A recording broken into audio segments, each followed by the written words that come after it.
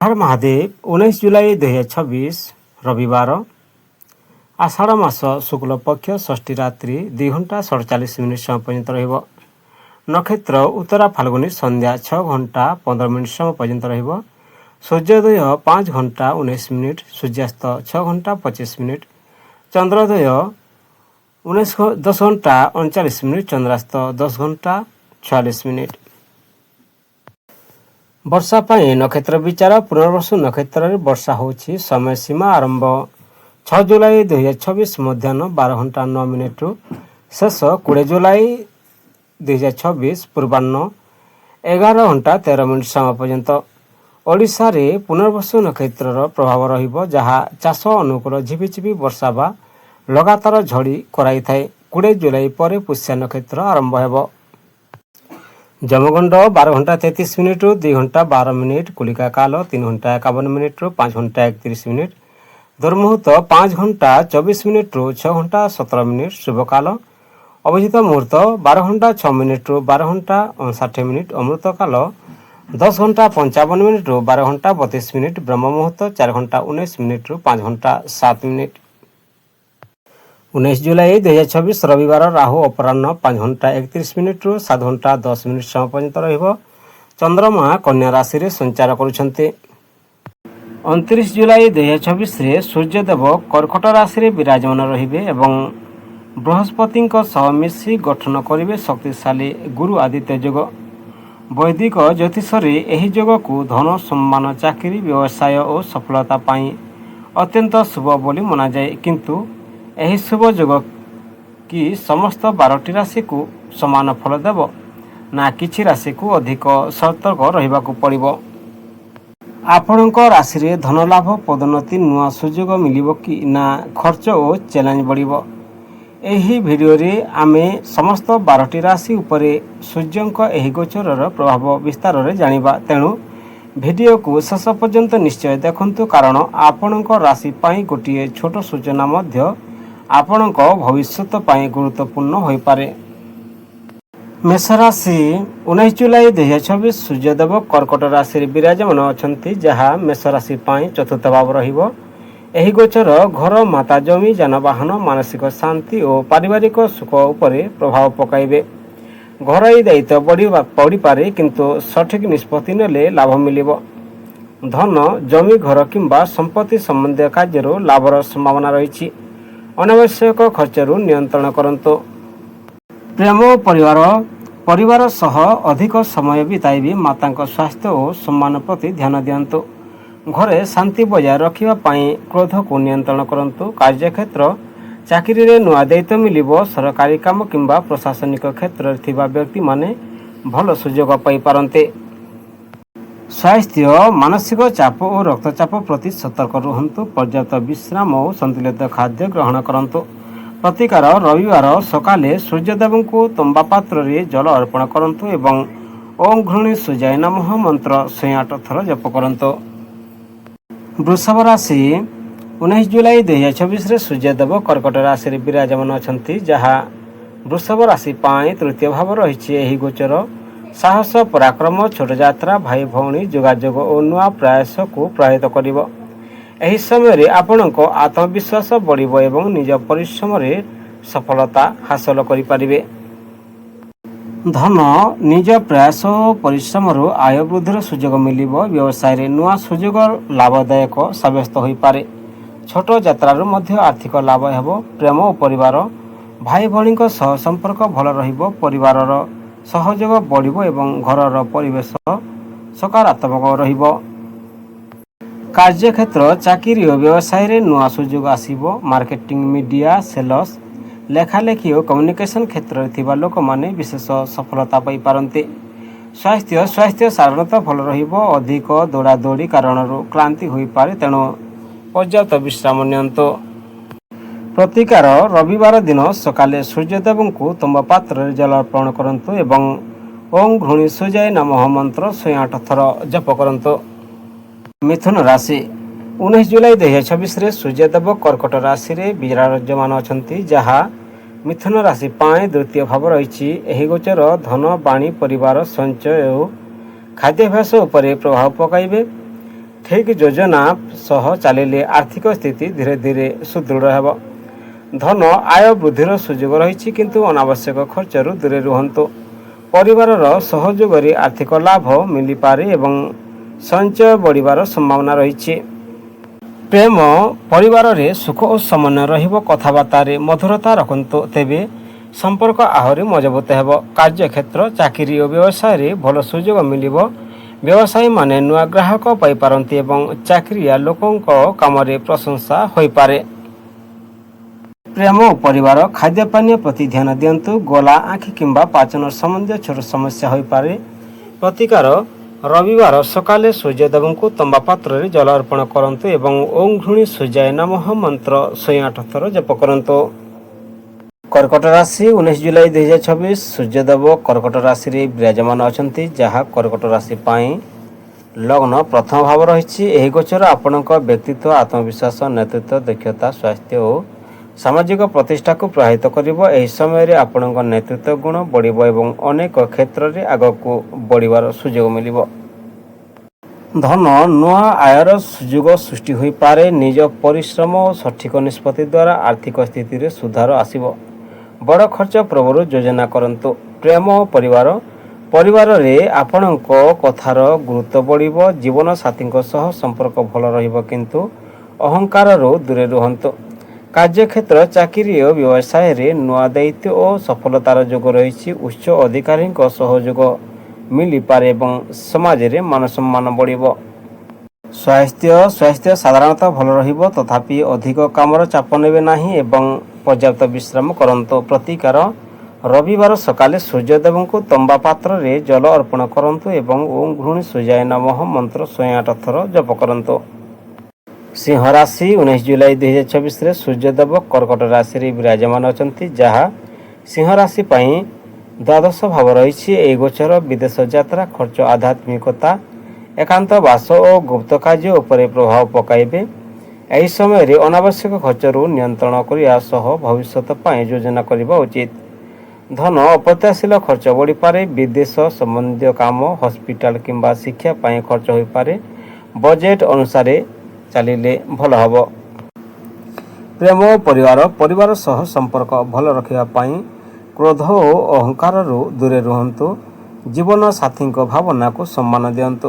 କାର୍ଯ୍ୟକ୍ଷେତ୍ର, ବିଦେଶୀ company, multinational ସଂସ୍ଥା କିମ୍ବା ଅନଲାଇନ୍ କାର୍ଯ୍ୟରେ ଭଲ ସୁଯୋଗ ମିଳିବ।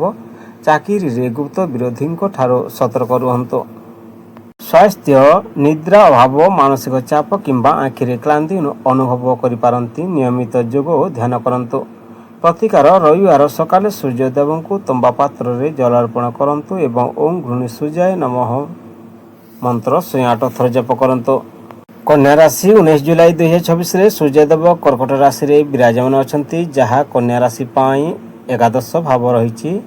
ଏହି ଗୋଚର ଆୟ ଲାଭ, ମିତ୍ର ସମ୍ମାନ, ସାମାଜିକ ସମ୍ପର୍କ, ବଡ଼ ଇଚ୍ଛା ପୂରଣ ଓ ନୂଆ ସୁଯୋଗ ଉପରେ ଶୁଭ ପ୍ରଭାବ ପକାଇବେ। ପରିଶ୍ରମ ଫଳ ମିଳିବ ଏବଂ ଦୀର୍ଘ ଦିନର ଲକ୍ଷ୍ୟ ପୂରଣ ହେବାର ସମ୍ଭାବନା ରହିଛି। ଧନ, ଆୟ ବୃଦ୍ଧିର ଭଲ ସୁଯୋଗ ରହିଛି। ବ୍ୟବସାୟରେ ଲାଭ, ନୂଆ ଆୟର ଉତ୍ସ ଓ ଅଟକିଥିବା ଧନ ଫେରି ପାଇବାର ସମ୍ଭାବନା ରହିଛି। ବିନିଯୋଗରୁ ମଧ୍ୟ ଲାଭ ମିଳିବ। ପ୍ରେମ ଓ ପରିବାର, ମିତ୍ର ଓ ପରିବାରର ସହଯୋଗ ମିଳିବ। ପ୍ରେମ ସମ୍ପର୍କ ମଜବୁତ ହେବ ଏବଂ ଘରେ ଖୁସିର ପରିବେଶ ରହିବ। କାର୍ଯ୍ୟକ୍ଷେତ୍ର, ଚାକିରିରେ ପଦୋନ୍ନତି, ବେତନ ବୃଦ୍ଧି କିମ୍ବା ନୂଆ ଦାୟିତ୍ୱ ମିଳିବ। ବ୍ୟବସାୟୀମାନେ ବଡ଼ ଚୁକ୍ତି କିମ୍ବା ନୂଆ ଗ୍ରାହକ ପାଇପାରନ୍ତି। ସ୍ୱାସ୍ଥ୍ୟ ଭଲ ରହିବ। ନିୟମିତ ବ୍ୟାୟାମ, ପର୍ଯ୍ୟାପ୍ତ ନିଦ୍ରା ଓ ସନ୍ତୁଳିତ ଖାଦ୍ୟ ଆପଣଙ୍କୁ ସୁସ୍ଥ ରଖିବ। ପ୍ରତିକାର, ରବିବାର ସକାଳେ ସୂର୍ଯ୍ୟଦେବଙ୍କୁ ତମ୍ବା ପାତ୍ରରେ ଜଳ ଅର୍ପଣ କରନ୍ତୁ ଏବଂ ଓଁ ଘୃଣୀ ସୂର୍ଯ୍ୟାୟ ନମଃ ମନ୍ତ୍ର 108 ଥର ଜପ କରନ୍ତୁ। ତୁଲା ରାଶି, 19 ଜୁଲାଇ 2026ରେ ସୂର୍ଯ୍ୟଦେବ କର୍କଟ ରାଶିରେ ବିରାଜମାନ ଅଛନ୍ତି, ଯାହା ତୁଲା ରାଶି ପାଇଁ ଦଶମ ଭାବ ରହିଛି। ଏହି ଗୋଚର କର୍ମକ୍ଷେତ୍ର, ଚାକିରି, ବ୍ୟବସାୟ, ପଦ ପ୍ରତିଷ୍ଠା ଓ ସାମାଜିକ ସମ୍ମାନ ଉପରେ ଶକ୍ତିଶାଳୀ ପ୍ରଭାବ ପକାଇବ। ପରିଶ୍ରମର ଫଳ ମିଳିବ ଏବଂ ଉଚ୍ଚ ଅଧିକାରୀଙ୍କ ସହଯୋଗରେ କ୍ୟାରିୟରରେ ଅଗ୍ରଗତି ହୋଇପାରେ। ଧନ, ଚାକିରି ଓ ବ୍ୟବସାୟରୁ ଆୟ ବଢ଼ିବାର ଭଲ ସମ୍ଭାବନା ରହିଛି। ନୂଆ ପ୍ରୋଜେକ୍ଟ, ପଦୋନ୍ନତି କିମ୍ବା ବ୍ୟବସାୟ ବିସ୍ତାରରୁ ଆର୍ଥିକ ଲାଭ ହୋଇପାରେ। ପ୍ରେମ ଓ ପରିବାର, କାମର ବ୍ୟସ୍ତତା ସତ୍ତ୍ୱେ ପରିବାରରୁ ସମୟ ଦିଅନ୍ତୁ। ଜୀବନସାଥୀଙ୍କ ସହଯୋଗ ମିଳିବ ଏବଂ ପରିବାରରେ ସମନ୍ୱୟ ରହିବ। କାର୍ଯ୍ୟକ୍ଷେତ୍ର ଚାକିରିରେ ପଦୋନ୍ନତି, ନୂଆ ଦାୟିତ୍ୱ କିମ୍ବା ସରକାରୀ କାମରେ ସଫଳତା ମିଳିବ। ବ୍ୟବସାୟୀମାନେ ନୂଆ ଗ୍ରାହକ ଓ ବଡ଼ ଚୁକ୍ତି ପାଇପାରନ୍ତି।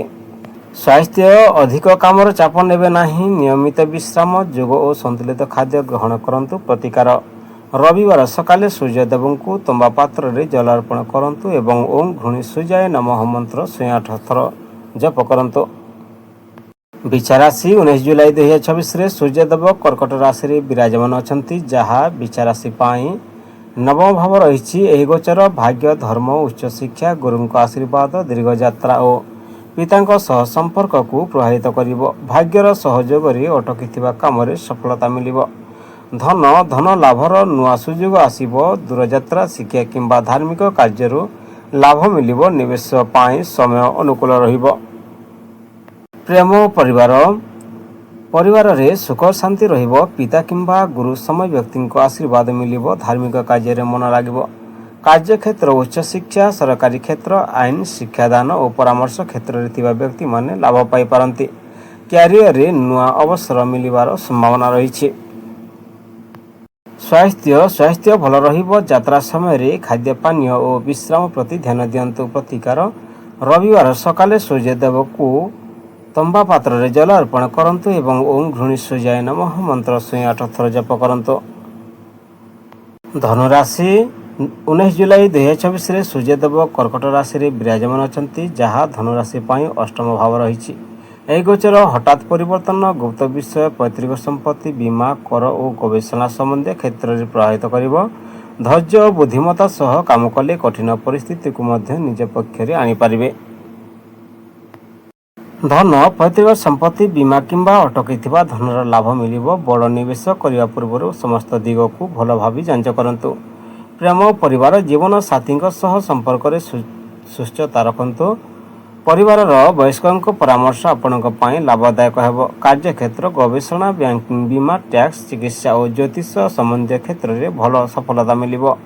କାର୍ଯ୍ୟକ୍ଷେତ୍ରରେ ଗୁପ୍ତ ବିରୋଧୀଙ୍କ ଠାରୁ ସତର୍କ ରୁହନ୍ତୁ। ସ୍ୱାସ୍ଥ୍ୟ, ପାଚନ, ରକ୍ତଚାପ କିମ୍ବା କ୍ଳାନ୍ତି ଭଳି ଛୋଟ ସମସ୍ୟାକୁ ଅବହେଳା କରନ୍ତୁ ନାହିଁ। ନିୟମିତ ଯୋଗ, ପ୍ରାଣାୟାମ ଓ ସନ୍ତୁଳିତ ଖାଦ୍ୟ ଲାଭଦାୟକ ହେବ। ପ୍ରତିକାର, ରବିବାର ସକାଳେ ତମ୍ବା ପାତ୍ରରେ ଲାଲ ଫୁଲ ମିଶାଇ ସୂର୍ଯ୍ୟଦେବଙ୍କୁ ଅର୍ଘ୍ୟ ଦିଅନ୍ତୁ ଏବଂ ଓଁ ଘୃଣୀ ସୂର୍ଯ୍ୟାୟ ନମଃ ମନ୍ତ୍ର 108 ଥର ଜପ କରନ୍ତୁ। ମକର ରାଶି 19 ଜୁଲାଇ 2024ରେ ସୂର୍ଯ୍ୟଦେବ କର୍କଟ ରାଶିରେ ବିରାଜମାନ ଅଛନ୍ତି, ଯାହା ମକର ରାଶି ପାଇଁ ସପ୍ତମ ଭାବ ରହିଛି। ଏହି ଗୋଚର ବିବାହ, ଜୀବନସାଥୀ, ବ୍ୟବସାୟ, ସହଭାଗିତା, ସାର୍ବଜନୀନ ସମ୍ପର୍କ ଓ ନୂଆ ଚୁକ୍ତିନାମାକୁ ପ୍ରଭାବିତ କରିବ। ସମ୍ପର୍କରେ ସନ୍ତୁଳନ ରଖିଲେ ଭଲ ଫଳ ମିଳିବ। ଧନ, ବ୍ୟବସାୟରେ ନୂଆ ସହଭାଗୀ କିମ୍ବା ଚୁକ୍ତିର ଧନ ଲାଭ ହୋଇପାରେ। ଆୟ ବଢ଼ିବାର ସୁଯୋଗ ମିଳିବ, କିନ୍ତୁ କୌଣସି କାଗଜପତ୍ରରେ ସହି କରିବା ପୂର୍ବରୁ ସବୁକିଛି ଭଲ ଭାବେ ପଢ଼ନ୍ତୁ। ପ୍ରେମ, ପରିବାର, ଦାମ୍ପତ୍ୟ ଜୀବନରେ ମଧୁରତା ବଢ଼ିବ। ଅବିବାହିତଙ୍କ ପାଇଁ ଭଲ ବିବାହ ପ୍ରସ୍ତାବ ଆସିପାରେ। ଜୀବନସାଥୀଙ୍କ ସହଯୋଗରେ ବଡ଼ କାମ ସଫଳ ହୋଇପାରେ। କାର୍ଯ୍ୟକ୍ଷେତ୍ର, ବ୍ୟବସାୟୀମାନେ ନୂଆ ଡିଲ୍ କିମ୍ବା ପାର୍ଟନରସିପ୍ରୁ ଲାଭ ପାଇପାରନ୍ତି। ଚାକିରିଆଙ୍କୁ ଉଚ୍ଚ ଅଧିକାରୀଙ୍କ ସହଯୋଗ ମିଳିବ ଏବଂ କାମର ପ୍ରଶଂସା ହୋଇପାରେ।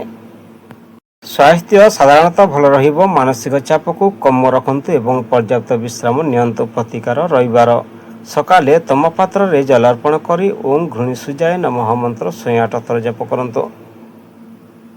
କୁମ୍ଭ ରାଶି 19 ଜୁଲାଇ 2024ରେ ସୂର୍ଯ୍ୟଦେବ କର୍କଟ ରାଶିରେ ବିରାଜମାନ ଅଛନ୍ତି, ଯାହା କୁମ୍ଭ ରାଶି ପାଇଁ ଷଷ୍ଠ ଭାବ ରହିଛି। ଏହି ଗୋଚର ଶତ୍ରୁ, ଋଣ, ରୋଗ, ଚାକିରି, ସେବା ଓ ପ୍ରତିଯୋଗିତା ଉପରେ ପ୍ରଭାବ ପକାଇବେ। ସୂର୍ଯ୍ୟଙ୍କ ପ୍ରଭାବରେ ସାହସ ଓ ଆତ୍ମବିଶ୍ୱାସ ବଢ଼ିବ, ଫଳରେ ବିରୋଧୀଙ୍କୁ ପରାସ୍ତ କରିବା ଓ କଠିନ ପରିସ୍ଥିତିରୁ ବାହାରିବାର ସୁଯୋଗ ମିଳିବ। ଧନ, ଚାକିରି ଓ ସେବା କ୍ଷେତ୍ରରେ ଆୟ ବଢ଼ିବ। ଋଣ ପରିଶୋଧ କରିବାର ସୁଯୋଗ ମିଳିବ। ଅନାବଶ୍ୟକ ଖର୍ଚ୍ଚରୁ ଦୂରରେ ରୁହନ୍ତୁ। ପ୍ରେମ ଓ ପରିବାର, ଛୋଟ ଛୋଟ କଥାକୁ ନେଇ ମତଭେଦ ହୋଇପାରେ। ଧୈର୍ଯ୍ୟ ଓ ମଧୁର ବ୍ୟବହାର ରଖିଲେ ସମ୍ପର୍କ ଭଲ ରହିବ। ପରିବାରର ସହଯୋଗ ମିଳିବ। କାର୍ଯ୍ୟକ୍ଷେତ୍ର, ଚାକିରିରେ ପଦୋନ୍ନତି, ନୂଆ ଦାୟିତ୍ୱ କିମ୍ବା ପ୍ରଶଂସା ମିଳିପାରେ। ପ୍ରତିଯୋଗିତାମୂଳକ ପରୀକ୍ଷା, ସରକାରୀ ଚାକିରି ଓ ଆଇନ ସମ୍ବନ୍ଧୀୟ କ୍ଷେତ୍ରରେ ସଫଳତାର ଯୋଗ ରହିଛି। ସ୍ୱାସ୍ଥ୍ୟ ପୁରୁଣା ସ୍ୱାସ୍ଥ୍ୟ ସମସ୍ୟାରେ ସୁଧାର ଆସିବ। ନିୟମିତ ବ୍ୟାୟାମ, ଯୋଗ ଓ ସନ୍ତୁଳିତ ଖାଦ୍ୟ ଆପଣଙ୍କୁ ସୁସ୍ଥ ରଖିବ। ପ୍ରତିକାର ରବିବାର ସକାଳେ ସୂର୍ଯ୍ୟଦେବଙ୍କୁ ତମ୍ବା ପାତ୍ରରେ ଜଳ ଅର୍ପଣ କରନ୍ତୁ ଏବଂ ଓಂ ଘୃଣୀ ସୂର୍ଯ୍ୟାୟ ନମଃ ମନ୍ତ୍ର 108 ଥର ଜପ କରନ୍ତୁ। ମୀନ ରାଶି 19 ଜୁଲାଇ 2024ରେ ସୂର୍ଯ୍ୟଦେବ କର୍କଟ ରାଶିରେ ବିରାଜମାନ ଅଛନ୍ତି, ଯାହା ମୀନ ରାଶି ପାଇଁ ପଞ୍ଚମ ଭାବ ରହିଛି। ଏହି ଗୋଚର ଶିକ୍ଷା, ସନ୍ତାନ, ପ୍ରେମ, ବୁଦ୍ଧି, ସୃଜନଶୀଳତା ଓ ପୁଣ୍ୟକର୍ମ ଉପରେ ଶୁଭ ପ୍ରଭାବ ପକାଇବେ। ଏହି ସମୟରେ ଆପଣଙ୍କ ଆତ୍ମବିଶ୍ୱାସ ବଢ଼ିବ ଏବଂ ସୁଯୋଗ ମିଳିବ। ଧନ, ନିବେଶ, ବ୍ୟବସାୟ ଓ ଚାକିରିରୁ ଭଲ ଆର୍ଥିକ ଲାଭ ହୋଇପାରେ। ସଞ୍ଚୟ ବଢ଼ିବା ସହ ଅଟକିଥିବା ଧନ ଫେରି ମିଳିପାରେ। ପ୍ରେମ ଓ ପରିବାର, ପ୍ରେମ ସମ୍ପର୍କରେ ମଧୁରତା ବଢ଼ିବ। ବିବାହ ଯୋଗ୍ୟ ବ୍ୟକ୍ତି ପାଇଁ ଭଲ ପ୍ରସ୍ତାବ ଆସିବ। ସନ୍ତାନ ପକ୍ଷରୁ ଖୁସିର ଖବର ମିଳିବ ଏବଂ ପରିବାରରେ ଆନନ୍ଦର ପରିବେଶ ରହିବ। କାର୍ଯ୍ୟକ୍ଷେତ୍ର, ଛାତ୍ରଛାତ୍ରୀଙ୍କ ପାଇଁ ଏହି ସମୟ ଶୁଭ ରହିବ। ପ୍ରତିଯୋଗିତାମୂଳକ ପରୀକ୍ଷା, ଶିକ୍ଷା, ଲେଖାଲେଖି, କଳା ଓ ସୃଜନଶୀଳ କାର୍ଯ୍ୟରେ ସଫଳତା ମିଳିବ। ବ୍ୟବସାୟରେ ନୂଆ ସୁଯୋଗ ଆସିବ। ସ୍ୱାସ୍ଥ୍ୟ ସାଧାରଣତଃ ଭଲ ରହିବ। ମାନସିକ ଶାନ୍ତି ବଜାୟ ରହିବ। ନିୟମିତ ବ୍ୟାୟାମ ଓ ସନ୍ତୁଳିତ ଖାଦ୍ୟ ଆହୁରି ଲାଭଦାୟକ ହେବ। ପ୍ରତିକାର ରବିବାର ସକାଳେ ସୂର୍ଯ୍ୟଦେବଙ୍କୁ ତମ୍ବା ପାତ୍ରରେ ଜଳ ଅର୍ପଣ କରନ୍ତୁ ଏବଂ ଓଁ ଘୃଣୀ ସୂର୍ଯ୍ୟାୟ ନମଃ ମନ୍ତ୍ର 108 ଥର ଜପ କରନ୍ତୁ। ଭିଡ଼ିଓକୁ ଶେଷ ପର୍ଯ୍ୟନ୍ତ ଦେଖିଥିବାରୁ ଧନ୍ୟବାଦ। ହର ହର ମହାଦେବ, ବନ୍ଦେ ମାତରମ୍।